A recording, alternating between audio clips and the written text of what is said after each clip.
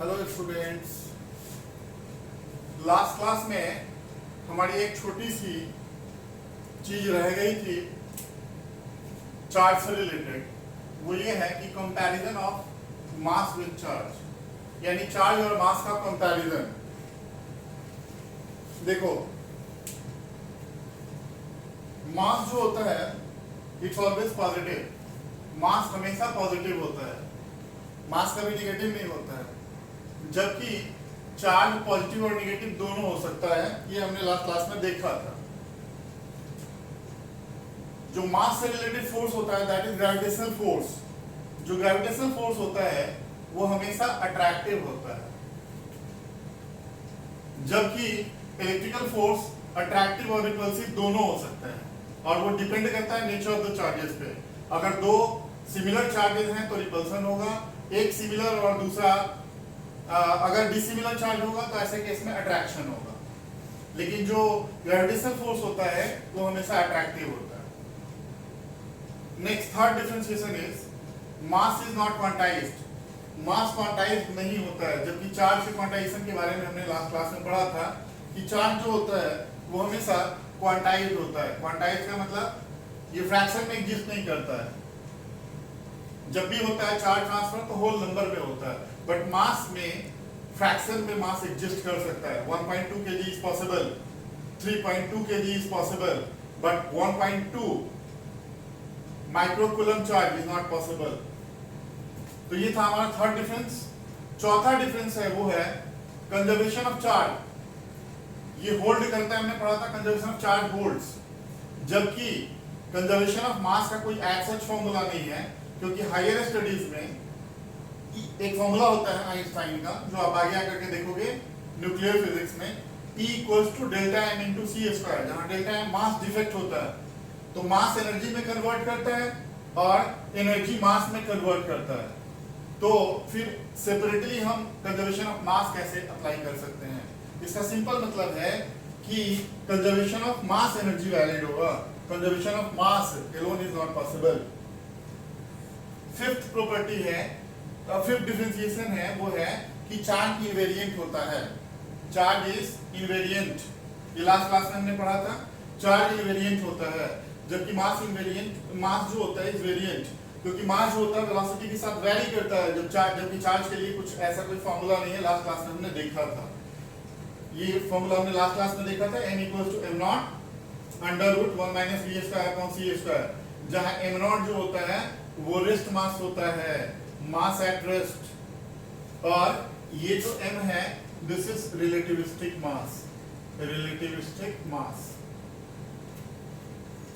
Okay, तो ये हमारा मास और चार्ज से रिलेटेड डिफरेंस था, यानी कि दोनों का कंपैरिजन था। और अब हम पढ़ेंगे जो कि बहुत इंपॉर्टेंट है ये टॉपिक, वो है इलेक्ट्रिक फोर्स और कूलम्ब्स लॉ। इलेक्ट्रिक फोर्स और कूलम्ब्स लॉ, इसमें ये है कि सपोज करो आपके पास दो चार्जेस हैं और उनके बीच का जो सेपरेशन है वो है r। जो मीडियम है, इंटरवीनिंग मीडियम है, दैट इज एयर और वैक्यूम। तो ऐसा देखा गया कि इन दोनों चार्जेस पे एक इंटरैक्टिंग फोर्स आएगा जो कि चार्ज की वजह से हो रहा है। यहाँ मास की वजह से फोर्स नहीं आता है, चार्ज की वजह से आता है। और वो क्या है कि F is the ideal portion to product of the charges। ये एक्सपेरिमेंटली पुराने जमाने में इस तरीके से एक्सपेरिमेंट करते थे कि दो चार्ज रखा अलग अलग मैग्नीट्यूड का, और अगर उनकी मैग्नीट्यूड ज्यादा है तो ऐसे केस में उनके बीच का जो फोर्स होगा वो ज्यादा होगा। अगर मान लो उनके बीच का जो सेपरेशन है r, ठीक है, ये जो फोर्स होता है इलेक्ट्रिकल फोर्स, ये आपका इनवर्स स्क्वायर लॉ को ये भी फॉलो करता है, यानी कि F is directly proportional to 1 upon r square। इन दोनों को अगर हम कंबाइन करेंगे, कंबाइनिंग इक्वेशन 1 और 2, तो F is directly proportional to Q into 2 upon r square। अब आप जानते हो सारे बच्चे कि अगर प्रोपोर्शनलिटी का साइन हटाओगे तो एक कांस्टेंट इंट्रोड्यूस करना पड़ेगा, और वो कांस्टेंट हमने लिख लिया k। तो F equals to k into Q into 2 upon r square, जहां पे k की वैल्यू होती है 1 upon 4 pi epsilon naught, 1 upon 4 pi epsilon naught, और इसकी वैल्यू होती है 9 into 10 to the power 9 newton metre square per coulomb square. अब भैया देखो यहाँ एक टर्म आ रहा है एप्सिलॉन नॉट। एप्सिलॉन नॉट क्या है फिर? एप्सिलॉन नॉट बेसिकली इसको बोलते हैं परमिटिविटी ऑफ फ्री स्पेस। इसके बारे में काफी हम डिटेल में देखेंगे, परमिटिविटी एंड रिलेटिव परमिटिविटी, ये सारा कुछ जो आगे के टॉपिक्स में आएंगे। बट अभी आप ये समझो कि ये इलेक्ट्रिकल प्रॉपर्टी शो करता है किसी भी मीडियम का, यानी कि epsilon naught shows what electrical property of the medium. तो finally your formula is F equals to 1/4 pi epsilon naught Q1 Q2 upon R square। इसी को इलेक्ट्रिक फोर्स बोलते हैं और एप्सिलॉन नॉट की वैल्यू होती है 8.86 into 10 to the power -12 coulomb square Newton पर मीटर स्क्वायर। ओके अच्छा, अब ध्यान दो कि ये जो फोर्स है जो जिसको हम इलेक्ट्रिक फोर्स बोल रहे हैं, ये बेसिकली चार्ज की वजह से आ रहा है। और ये अगर सिमिलर चार्जेस हो यानी प्लस प्लस होगा तो ऐसे केस में रिपल्सिव होगा, प्लस माइनस होगा तो अट्रैक्टिव होगा। अगर अगेन सिमिलर चार्ज है माइनस माइनस तो रिपल्सन होगा, और यहाँ माइनस है यहाँ प्लस है यानी कि डिसिमिलर चार्ज है तो अट्रैक्शन होगा। एक अब इसकी हम ये जो फोर्स आया, इस फोर्स की हम ढेर सारी प्रॉपर्टीज हैं, उस प्रॉपर्टी के बारे में देखेंगे। उससे पहले आप एक चीज देखो, अगर आप ध्यान से देखोगे तो ये जो दो चार्जेस सपोज करो r डिस्टेंस से सेपरेटेड हैं, चार्ज का मैग्नीट्यूड है Q1 Q2, अगर ये दोनों पॉजिटिव है तो रिपल्सिव फोर्स लगेगा। लेकिन लिखने का तरीका ये होता है कि Q2, ये Q1 चार्ज है ये Q2 चार्ज है, तो Q2 पे इस चार्ज की वजह से इधर फोर्स लग रहा है और इसका जो डायरेक्शन होगा वो इधर की तरफ होगा। और इसको हम लिखेंगे क्या? F21। F21 का मतलब हुआ फोर्स ऑन 2 ड्यू टू 1, और ये हम लिखेंगे इस वाले चार्ज पे इधर की तरफ फोर्स लगेगा। और ये लिखेंगे हम F12। F12 का मतलब है force on charge 1 due to charge 2। अब देखो अगर ये पॉजिटिव चार्ज हो और ये नेगेटिव चार्ज हो तो ऐसे केस में क्या होगा? अट्रैक्टिव फोर्स होगा, इधर की तरफ लगेगा F12 और इधर की तरफ लगेगा F21। अच्छा, ये तो एक लाइन में था। अगर टेढ़ी इस तरीके से चार्ज प्लेस की गई हो तो क्या होगा सर? अगर टेढ़ी प्लेस की गई हो तो फोर्स इस तरह लगेगा, यानी कि ये जो कूलम्बिक फोर्स होता है या इलेक्ट्रिकल फोर्स होता है वो line joining the centre of the two object के डायरेक्शन में होता है, यानी कि यहाँ ऐसे और यहाँ टेढ़ा ऐसे।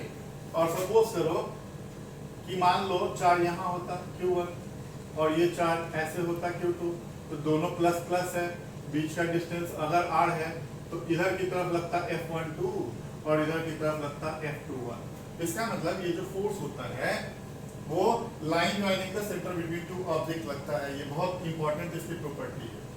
ठीक है, अब आप एक काम करो, ये जो है पूरा का पूरा नोट्स लिख लो आप।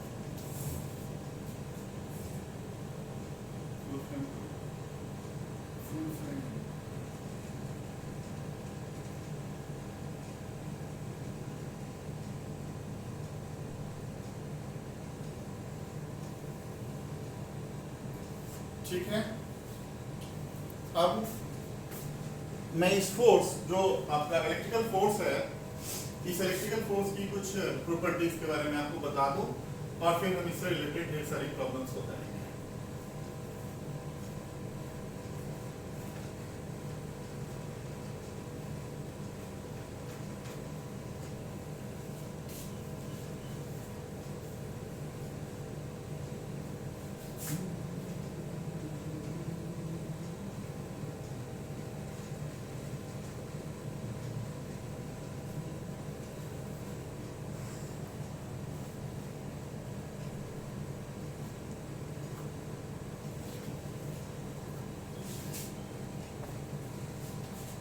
तो ये जो कूलम्बिक फोर्स था यानी प्रॉपर्टीज या इंपॉर्टेंट पॉइंट्स इससे रिलेटेड आपको मैं बता देता हूं। इंपॉर्टेंट पॉइंट्स फर्स्ट है जैसे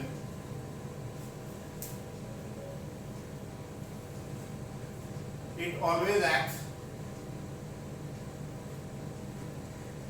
between the line joining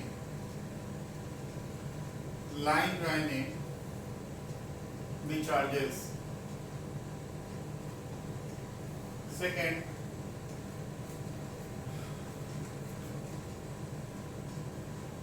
it follows inverse square law. Inverse square law.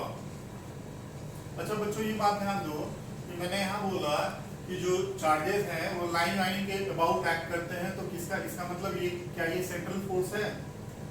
Yes sir, it is a central force, क्योंकि सेंट्रल फोर्स ही line lining the centre between two object काम करता है। Next property या next feature जो है वो ये है कि ये it also holds Newton's third law,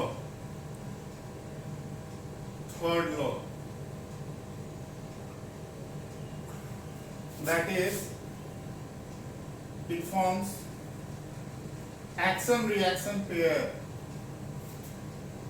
It forms action reaction pair. Action reaction pair कैसे?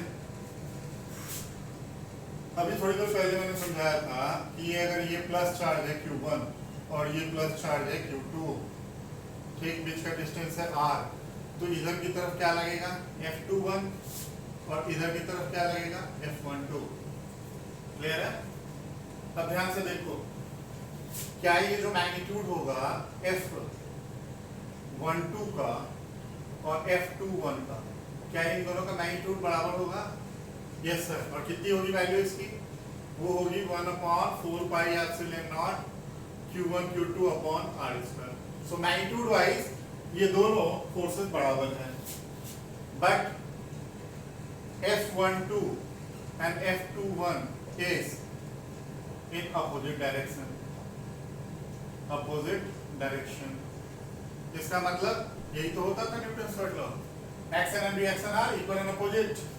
तो इसका मतलब ये एक्शन रिएक्शन पेयर फॉर्म कर रहे हैं, तो ये बहुत इंपॉर्टेंट फीचर था कूलम्ब्स लॉ का। अच्छा एक और बात देखो, फिफ्थ प्रॉपर्टी आपको बता रहा हूं मैं कि अगर मान लो आपके पास जो चार्ज है ये प्लस Q1 और ये प्लस Q2, क्लियर, बीच का डिस्टेंस मैंने लिया R।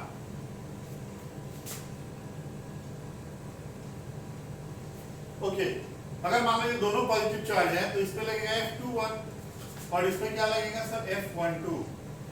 ओके, अब एक काम करते हैं कि क्या मैं इन दोनों को अगर मैं सिस्टम ले लूं, ये दोनों चार्ज इस पर्टिकुलर सिस्टम के अंदर आ जाए तो क्या सर Fnet 0 है? Yes, Fnet is 0। और Fnet 0 होने का मतलब क्या होता है? इसका मतलब है therefore Pi equals to Pf, यानी कि we can apply conservation of linear momentum.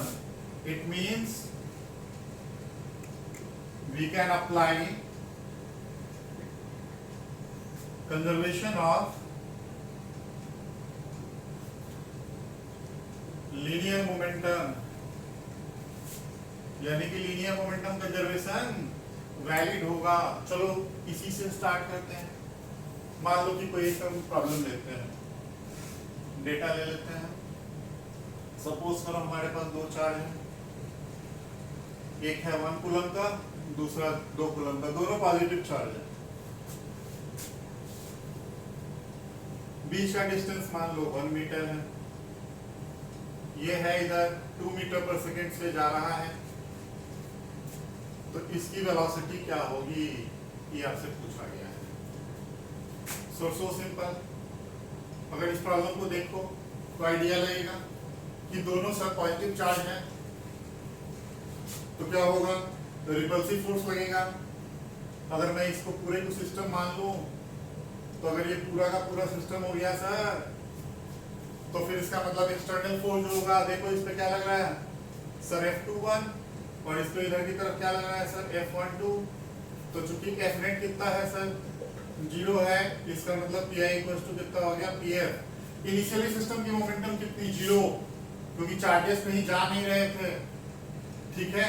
और अगले स्टेज में इनिशियली चार्ज दोनों रेस्ट पे थे, लेकिन जैसे क्या किया हमने कि को छोड़ दिया, इसका मतलब ये भी फ्री है क्वेश्चन में और ये भी क्या है, फ्री है, फ्री टू मूव।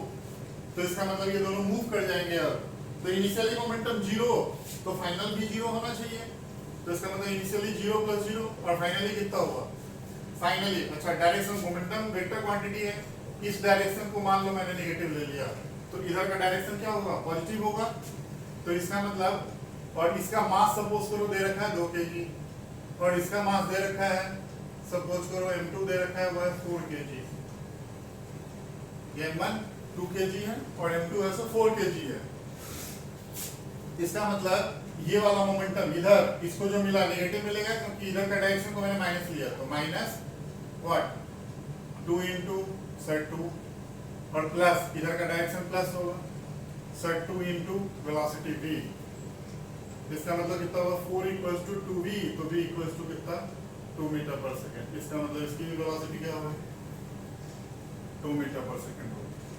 तो इस तरीके से देखो कि अगर हमारा चूंकि कूलम्बिक फोर्स जो होता है ये इंटरैक्टिंग फोर्स है, और अगर हम सिस्टम को कंसीडर कर लेते हैं और एक्सटर्नल फोर्स 0 हो जाता है तो इसमें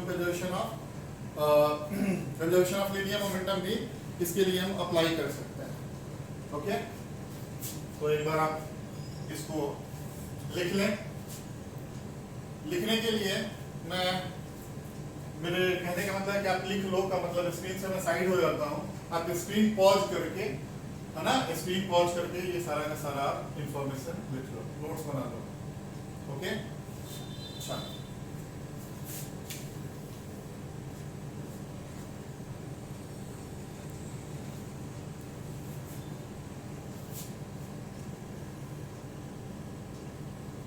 अब मैं इसको रद्द कर रहा हूं।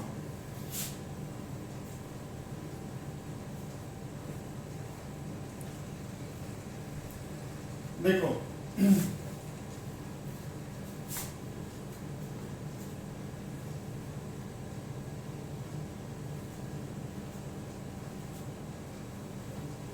मैं भी आपको बता रहा था थोड़ी देर पहले,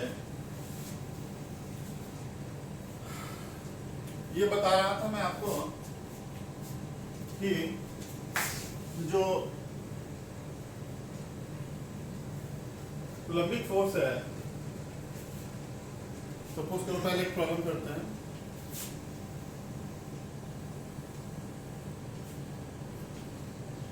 सपोज करो हमारे पास 2 चार्ज है और इनके बीच का डिस्टेंस जो है वो है 1 मीटर। इस पे चार्ज करो सपोज करो Q1 है और इस पे चार्ज सपोज करो Q2 है। आपसे पूछ रहा है कि what should be the value of the charges, value of the charges such that force between them becomes minimum। बहुत ही आसान क्वेश्चन। अगर आप ध्यान से देखोगे तो कह रहा है कि 2 चार्जेस आपके पास, एक है Q1 दूसरा है Q2, बीच का सेपरेशन है वो है 1 मीटर। तो आपसे कह रहा है कि उनके बीच का, सॉरी, इन दोनों चार्ज का मैग्नीट्यूड क्या होगा, इन दोनों चार्ज के बीच का मैग्नीट्यूड क्या होगा, सच दैट कि इनके बीच का फोर्स जो है वो मिनिमम हो जाए। तो बहुत ही आसान है, इन दोनों के बीच में फोर्स क्या लगेगा सर, F इक्वल्स टू होगा 1/4 pi epsilon naught, 1/4 pi epsilon naught Q1 Q2 upon 1 metre का स्क्वायर। तो फाइनली F क्या हो जाएगा sir, 1/4 pi epsilon naught Q1 Q2 upon, या 1 की जगह कुछ रखो ही नहीं, हो गया। अच्छा, इसकी न्यूमेरिकल वैल्यू तो हमें पता है 9 × 10⁻⁹ होती है, इंटू ये हो गया सर Q1 Q2। ओके, अब ध्यान से देखो क्या पूछ रहा है आपसे कि चार्ज की क्या वैल्यू हो कि F मिनिमम हो जाए। अरे चार्ज की क्या वैल्यू होगी कि F मिनिमम होगा, तो इसका सीधा मतलब होगा कि for F to be minimum, force को मिनिमम होने के लिए Q1 and Q2 should be what minimum. और मिनिमम चार्ज क्या होता है सर, वो होता है इलेक्ट्रॉनिक चार्ज। इलेक्ट्रॉनिक चार्ज का मतलब, इसका मतलब जो Q1 है और Q2 है इसकी वैल्यू होगी, वो होगी 1.6 × 10⁻⁻19 कूलम। तभी फोर्स क्या होगा, मिनिमम होगा। ये फोर्स मिनिमम, इसके लिए ये चार्जेस को मिनिमम होना पड़ेगा और चार्जेस मिनिमम चार्ज क्या पॉसिबल होता है, इलेक्ट्रॉनिक चार्ज होता है। ओके अच्छा नेक्स्ट प्रॉब्लम करते हैं। सपोज करो कि आपके पास एक चार्ज है यहाँ पे Q1 प्लस में, और इसके बगल में दो चार्जेस अवेलेबल हैं। ये मान लो प्लस Q2 है और ये मान लो प्लस Q3। क्लियर? ये बीच का डिस्टेंस ये है R1 और ये है R2। ठीक, तो आप सारे बच्चे समझ रहे हो कि ये फोर्स जो होगा इधर की तरफ क्या लगेगा सर, F12, और इधर की तरफ क्या लगेगा, F13 लगेगा। तो आपसे पूछ रहा है कि does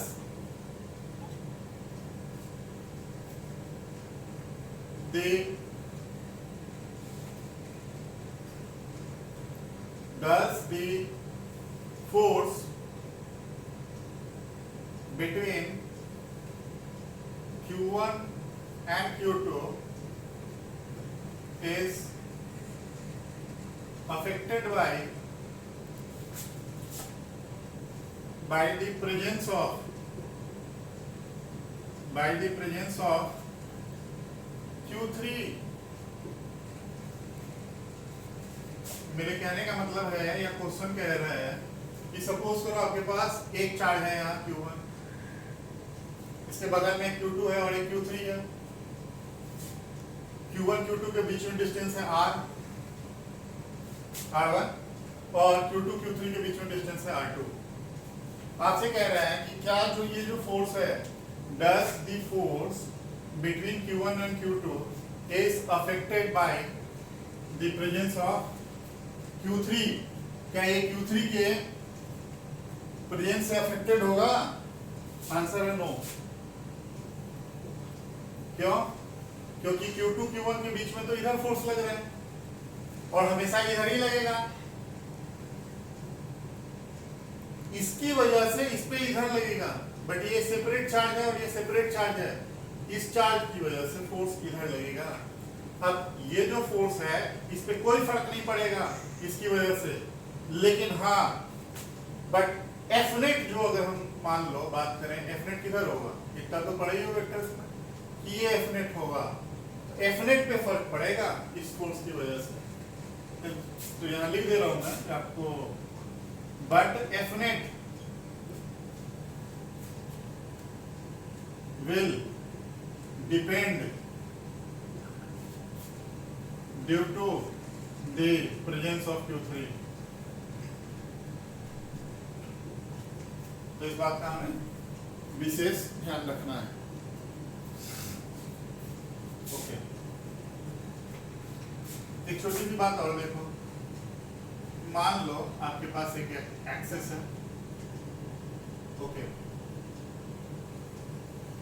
और इस एक्सिस पे एक चार्ज 1 कूलम का है और एक चार्ज 2 कूलम का है, बीच का सेपरेशन 2 मीटर है। ये एक्स एक्सिस है और ये वाई एक्सिस है।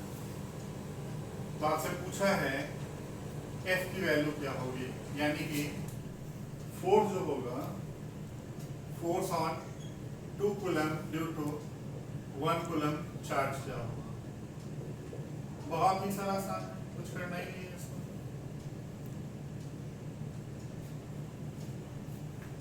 आप ध्यान से देखो, बहुत आसान है। F जो नेट होगा, F जो फोर्स होगा यहाँ पे, मान लो इधर लग रहा है F21 है, तो F21 ही पूछ रहा है, वो क्या होगा सर, वो होगा 9 × 10⁹ इंटू 1 इंटू सर 2 अपॉन बीच का सेपरेशन कितना 2 का स्क्वायर। तो ये हो गया, लेकिन चूंकि मैंने आपको एक एक्सिस पे दिया है तो ये आपको पता होना चाहिए कि ये किधर की तरफ लगेगा, J कैप। तो इसका मतलब 9 into 10⁹ into how much upon 2 J cap is your answer. बहुत आसान, सो सिंपल। एक और चीज आपको बताना चाहूंगा मैं, वो है प्रिंसिपल ऑफ सुपरपोजिशन। पहले इसको आप लिख लो,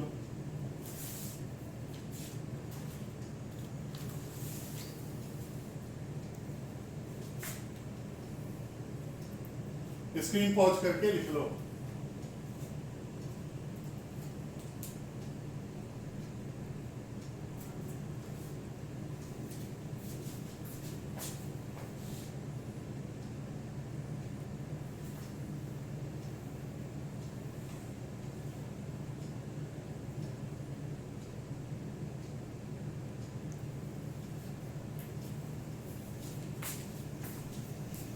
ओके, तो नेक्स्ट थिंग इज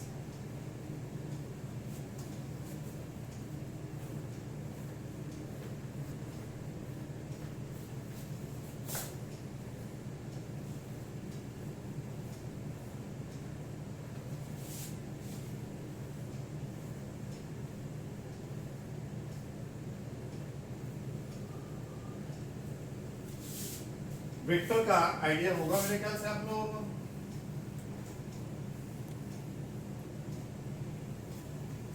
तो next thing is principle of superposition. Principle of superposition.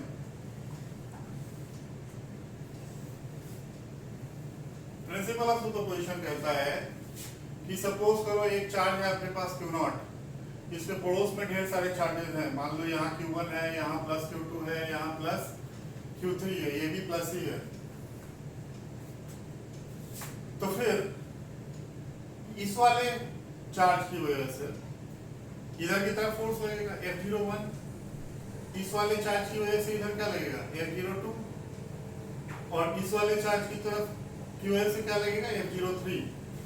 तो ये यही कहता है, जैसे आपने सुपरपोजिशन प्रिंसिपल उधर वेव्स में पढ़ा है और इसे चेक में भी पढ़ा है, सिंपल वही चीज है कि F नेट जो होगा that would be simply sir F01 vector में, लेकिन F02 प्लस F03 और इसी तरीके से एंड सो ऑन।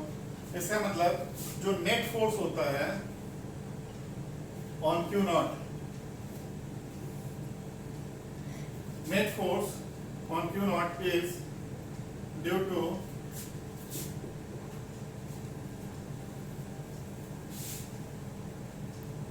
या ऐसे कहो कि जो रिजल्टेंट फोर्स होगा, resultant force on a test charge is equal to the vector sum of the forces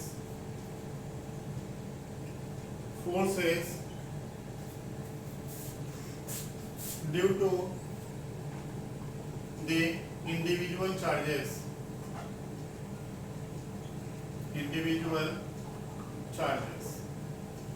बहुत आसान है, इसकी वजह से इधर, इसकी वजह से इधर, इसकी वजह से इधर, सबका vector sum. F net is nothing but the vector sum of the forces due to the individual charges। Okay? अच्छा, मैंने यहाँ एक वर्ड यूज किया, मैं आपको पढ़ाते समय भूल गया था, वो है टेस्ट चार्ज। टेस्ट चार्ज का क्या मतलब होता है? टेस्ट चार्ज का मतलब होता है सिंपल कि अगर मान लो एक चार्ज यहाँ है प्लस Q और इसके बगल में एक छोटा चार्ज लिया मैंने Q0, बीच का डिस्टेंस मान लो R है। सपोज करो कि ये चार्ज काफी, इसका मैग्नीट्यूड ज्यादा है और इसका बहुत कम है इसके कंपैरेटिवली, तो हम इसका इफेक्ट इस पे देखेंगे, यानी F01।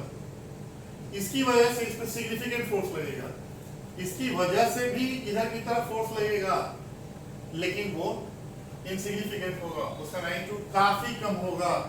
इसीलिए टेस्ट चार्ज का मतलब होता है कि अगर इसको मैं टेस्ट चार्ज बोलूं, टेस्ट चार्ज, तो टेस्ट चार्ज का मैग्नीट्यूड इतना कम होता है कि हम किसी एक चार्ज का उस पर अफेक्ट देता है, इसलिए इसको हम टेस्ट चार्ज बोलते हैं। ओके, अच्छा, अब कुछ कॉन्सेप्ट देखो वेक्टर्स का, आपको याद ही होगा मेरे ख्याल से, applications of vector. Applications of vector actually क्या है, सुपरपोजिशन प्रिंसिपल से रिलेटेड प्रॉब्लम आपको करने के लिए वेक्टर का पुराना जो भी कॉन्सेप्ट है वो आना चाहिए। तो आपको थोड़ा सा रिवाइज करा लूं। सपोज करो कि आप जानते हो कि मान लो आपके पास एक वेक्टर है A और दूसरा वेक्टर है सर B, बीच का एंगल है थीटा, तो जो रिजल्टेंट होगा that would be what sir R, यही होगा ना, ये हुआ आर, ये रिजल्टेंट हुआ, और ये क्या होगा अल्फा हुआ। तो सारे बच्चे जानते ही हो कि आर का मैग्नीट्यूड क्या होता है sir under root A square plus B A square plus 2ab ab cos theta, यही होता है फॉर्मूला। और जो tan अल्फा का फॉर्मूला होता है वो क्या होता है b sin theta upon a plus b cos, ये होता है। अब देखो इसमें कि अगर मैं बोलूं कि if a का और b का दोनों का मैग्नीट्यूड क्या हो जाए, बराबर हो जाए, या एक काम करो पहले ये समझो आप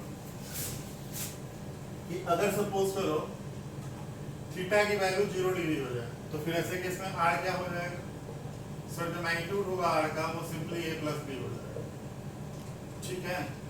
और अगर मान लो थीटा की वैल्यू 180 डिग्री ले ली, 180 डिग्री ले ली, मतलब सिंपल ये a है और ये b है, यही हो गया ना, दोनों सिंपली ऐड हो जाएगा। लेकिन अगर 180 डिग्री हो गया थीटा की वैल्यू, तो ऐसे केस में 180 डिग्री यहाँ डाल दो cos थीटा की वैल्यू, तो r की वैल्यू कितनी होगी सर, r का मैग्नीट्यूड होगा या तो a माइनस b होगा, कब जब a b से बड़ा होगा, या r की वैल्यू होगी b माइनस a जब b किससे बड़ा होगा, a से बड़ा होगा। ओके, अब ध्यान दो आप, थर्ड केस कि मान लो मैग्नीट्यूड जो है a का और b का बराबर हो जाए, तो ऐसे केस में r कितना हो जाएगा sir, 2a cos theta by 2 होता है, याद करो पढ़ाया था पहले, r equals to 2a cos theta by 2। Okay, और मान लो कि ये जो केस है कि if magnitude of a equals to magnitude of what b, a और b दोनों का मैग्नीट्यूड क्या है, बराबर है, a और b दोनों का मैग्नीट्यूड बराबर है, एंड थीटा की वैल्यू है 120 डिग्री, मतलब मैं ये कह रहा हूं कि ये a और सर ये भी क्या a, बीच का एंगल 120 डिग्री, तो जो रिजल्टेंट होगा r वो भी a ही होगा, therefore r equals to a ही होगा सर। और फिर देख लो कि सपोज करो कि मान लो आपके पास जो a है, अगर थीटा की वैल्यू 90 डिग्री हो जाए and magnitude of a equals to magnitude of b हो, बहुत आसान है। लो ये a सर, ये a, तो ये कितना हो जाएगा, बीच का एंगल कितना है 90 डिग्री का है, तो सर ये a√2 होगा, तो इसका मतलब देयरफॉर r जो हुआ दैट इज सर a√2। तो ये पीछे की कुछ इंपॉर्टेंट चीजें थी जिसका सुपरपोजिशन प्रिंसिपल से रिलेटेड प्रॉब्लम्स में काम आता है। अब आप इसको एक सेकंड के लिए स्क्रीन पॉज करके लिख लो।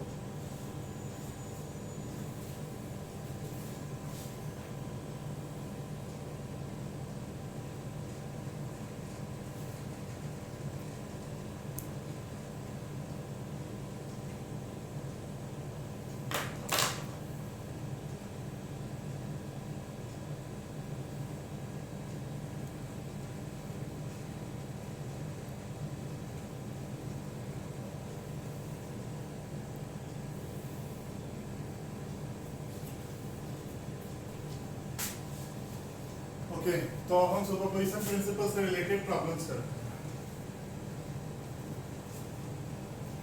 बहुत आसान होते हैं इससे रिलेटेड प्रॉब्लम्स,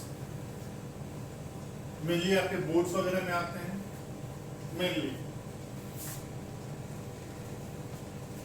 मान लो कि आपके पास एक स्क्वायर है ABCD, या छोड़ो ABCD क्या लिखूं, आपके पास एक स्क्वायर है, साइड AA है, क्या ये स्क्वायर, यहाँ चार्ज Q, यहाँ Q, यहाँ Q और यहाँ Q, यानी कि सारे पॉजिटिव चार्ज हैं और सारे के सारे क्या हैं, इक्वल अमाउंट के चार्ज। आपको बताना है net force at the centre, बहुत आसान है सर, देखो कैसे। ऐसे आसान है कि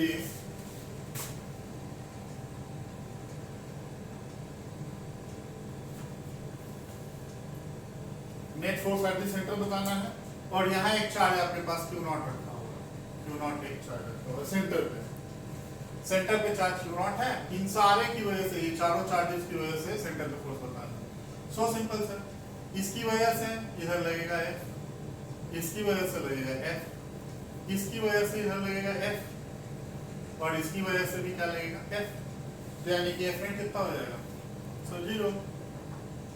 अरे जितना ये धक्का मारेगा इस वाले चार्ज को इधर, उतना ही तो ये इधर मारेगा। ये वाला चार्ज इसको इधर इतना धक्का मारेगा, उतना ही धक्का ये इधर मारेगा, तो डेफिनेटली कितना होगा 0। तो बहुत आसान है, ये बोर्ड सोर्स में आते हैं, आईआईटी में वगैरह में नहीं आते ये सब, बट फिर भी। नेक्स्ट प्रॉब्लम है, मान लो अगर ये negative charges minus Q minus Q minus Q minus Q, और सेंटर पे आपको क्या बताना है, सेंटर पे एक चार्ज रख दिया है Q नॉट, तो F net at the centre क्या होगा सर, बहुत आसान है लोग, क्या आसान है सर, आंसर F नेट होगा 0। F नेट कितना होगा 0, कैसे,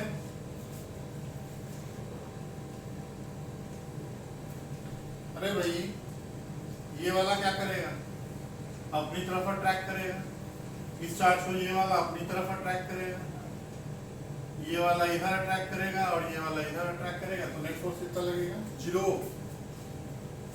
ओके,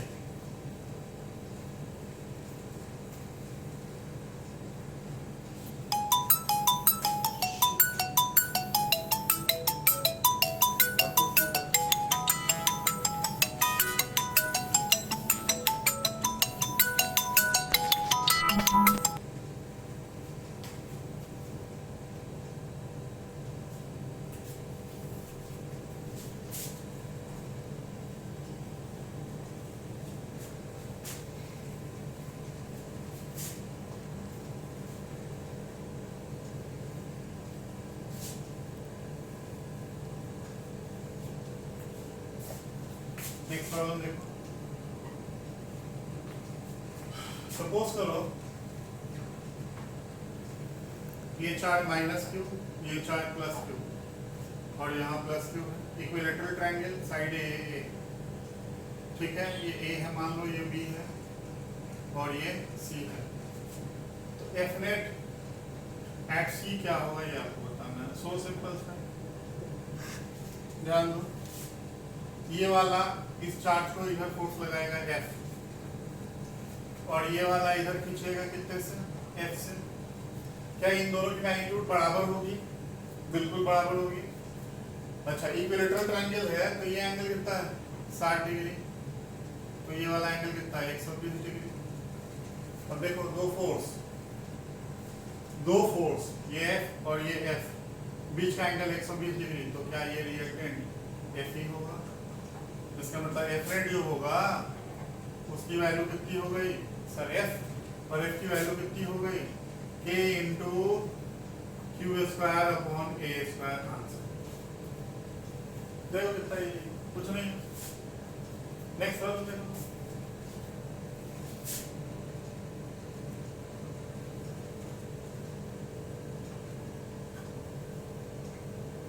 यहाँ चार्ज Q, यहाँ Q, और यहाँ भी Q, इक्विलेटरल ट्रायंगल साइड ए, F नेट बताना है C पे। सो बहुत आसान है लो, कैसे ये बताओ, क्या इधर लगेगा F और क्या इधर लगेगा F। ये एंगल 60 डिग्री, तो ये एंगल कितना 60 डिग्री, तो क्या ये F नेट होगा। अब देखो दो फोर्सेस थीटा एंगल पे झुका हुआ है, तो F नेट की फॉर्मूला क्या होगा, अभी पढ़ाया था 2F cos theta by 2,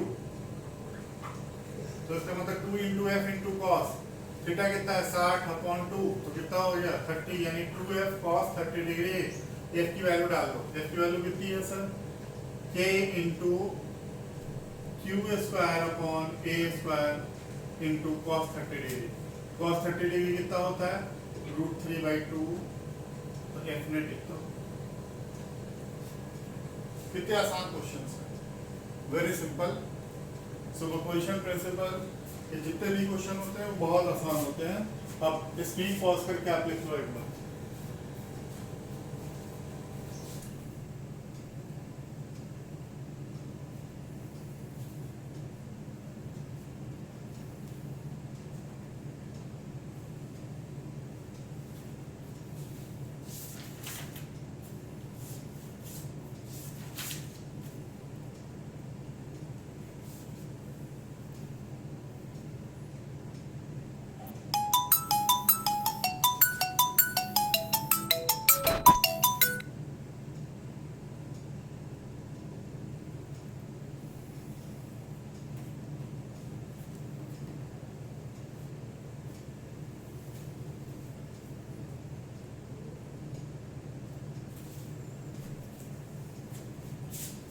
next question है वो है, कुछ प्रॉब्लम्स आते हैं सीरीज से रिलेटेड, लाइक मान लो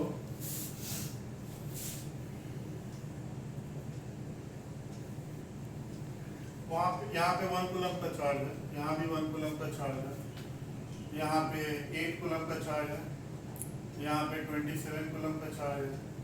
HCl का क्वेश्चन है ये 1000 कूलम का चार्ज है। ये 1 मीटर, ये डिस्टेंस है 2 मीटर, ये डिस्टेंस है 3 मीटर और ये डिस्टेंस है 10 मीटर। आपसे पूछ रहा है find the net force on, इसको मैं ले लेता हूं A, net force on charge placed at point A due to the other charges, due to the other charges। Sir बहुत आसान है, ध्यान से देखो,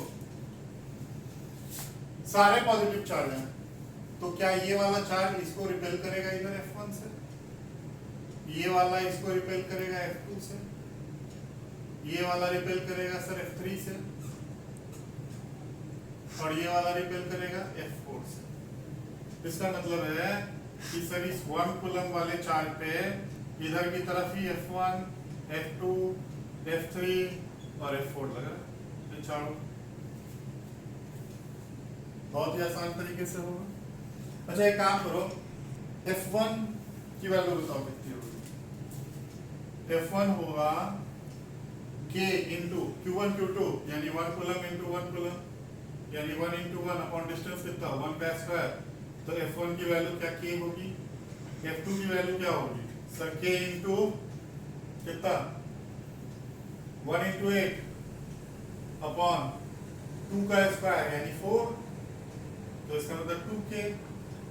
सिमिलरली F3 निकालोगे वो आएगा 3K और इसी तरीके से अगर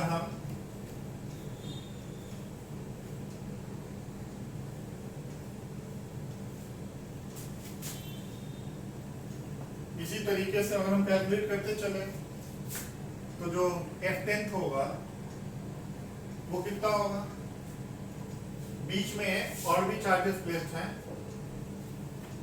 10 मीटर पे ये 1000 कूलम का चार्ज है, तो F10 कितना होगा सर, बहुत आसान, F10 कितना होगा K into Q1 Q2, Q1 कितना है 1 इंटू 1000 अपॉन 10 का स्क्वायर यानी 100, तो कितना बचा 10K। तो इसका मतलब F नेट कितना होगा सर, ये सारे फोर्सेस का सम F1 plus F2 plus dot dot dot plus F10 का। F1 की वैल्यू कितनी है सर K है, F2 कितना 2K, ये कितना 3K up to what sir 10K।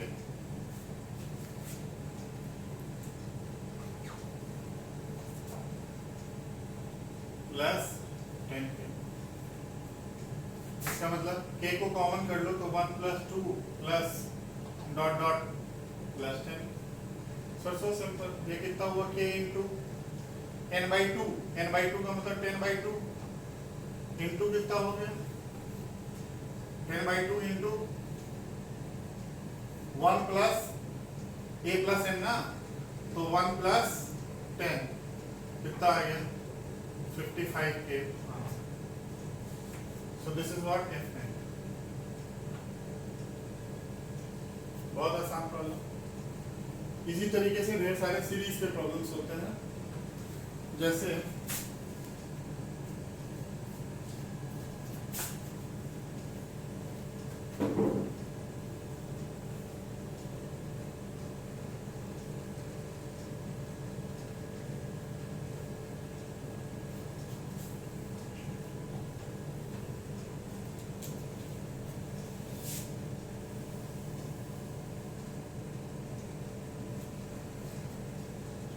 One coulomb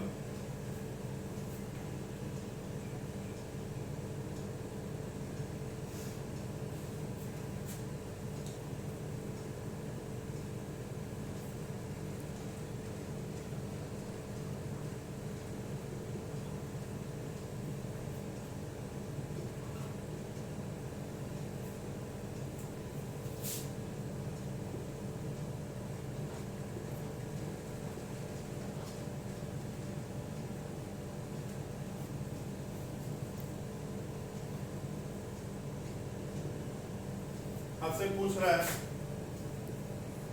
F net at ए, यानी जो ओरिजिन पे चार्ज रखा हुआ है वहां पे एफ नेट बताना है।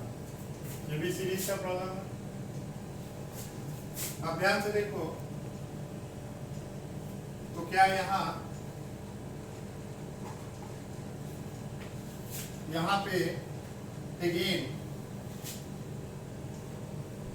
ये वाला चार्ज और ये वाला दोनों क्या है, पॉजिटिव चार्ज है, तो F1 इधर लगेगा। लेकिन F2 क्या होगा, -2 कूलम है और ये 1 कूलम है, तो इधर की तरफ लगेगा F2। F3 क्या है, ये पॉजिटिव तो रिपल्सिव F3, और ये क्या है सर, निगेटिव है तो अट्रैक्टिव, यानी F4 इधर की तरफ लगेगा। और इसी तरीके से ये सीरीज बढ़ता है। एक काम करते हैं, पहले हम F1 कैलकुलेट करते हैं। F1 होगा K इंटू 1 इंटू 1 अपॉन 1 यानी K। F2 कितना होगा sir, K into 1 into 2 upon 2 का स्क्वायर यानी K/2। लेकिन ये निगेटिव फोर्स है, ध्यान रखना, अट्रैक्टिव है। F3 क्या आएगा, K इंटू 1 इंटू 3 अपॉन 9, अरे 3 का स्क्वायर कितना हो गया, K/3। F4 कितना होगा, K इंटू 1 इंटू 4 अपॉन 16 यानी कि K/4। तो कुछ ऐसा हमें सीरीज मिलेगा कि अगर मैं F लिखूं A पे, F नेट A पे, तो क्या होगा sir, F1 minus F2 plus F3 minus F4 and so on. तो इसका मतलब F1 कितना है K, ये कितना -K/2 plus K/3 minus K/4 up to what, infinity. तो इसका मतलब F नेट जो होगा बच्चों, अब एक सीरीज ये मिला आपको। अच्छा, इस सीरीज का अगर आपको नहीं पता है तो मैं एक फॉर्मूला बता दूं, लॉगरिथमिक सीरीज में ln 1 plus x equals to क्या होता है, इक्वल्स टू होता है x minus x/2 minus x/3 sorry plus x/3 minus x/4 up to what, infinity. अगर मैं x की वैल्यू वहां 1 डाल दूं तो ln क्या हो जाएगा, 1 प्लस 1, इसका मतलब ln 2 हो जाएगा, equals to what, 1 minus 1/2 minus plus 1/3, इस तरीके से up to what sir, infinity. तो क्या यहाँ पे यही चीज बन गया, अगर मैं k को यहाँ से कॉमन ले लूं तो k इक्वल्स टू क्या होगा, 1 minus 1/2 plus 1/3 minus 1/4 up to what sir, infinity. तो इसका मतलब देयरफॉर F नेट जो होगा A पे वो कितना होगा, वो होगा K इंटू ln 2 आंसर। तो ये सीरीज से रिलेटेड थे क्वेश्चन। 1 मिनट के लिए स्क्रीन पॉज करके आप सारा लिख लो पहले।